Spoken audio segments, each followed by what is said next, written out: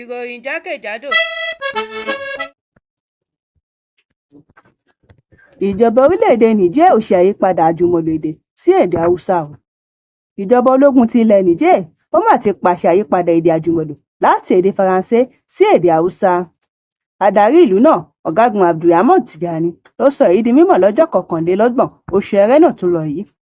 Èdè Haúsá náà ló gbajúmọ̀ jùlọ ní ilẹ̀ Niger náà tẹ́lẹ̀tẹ́lẹ̀ o, pàápàá láwọn agbègbè bíi Zinda, Maradun àti Tawa.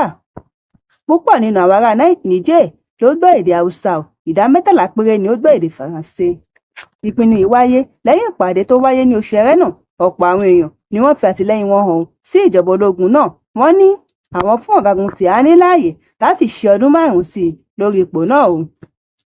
Láti ìgbà tí ológun ti gba ìjọba ní orílẹ̀-èdè Niger ni wọ́n ti ń gé gbogbo àwọn okùn ìbáṣepọ̀ pẹ̀lú ilẹ̀ Faransé o. Wọ́n ti kọ́kọ́ ṣe àyípadà àwọn orúkọ agbègbè tó jẹ́ èdè Faransé sí èdè Haúsá kí wọ́n tó wáyé èdè àjùmọ̀lò gan pàápàá.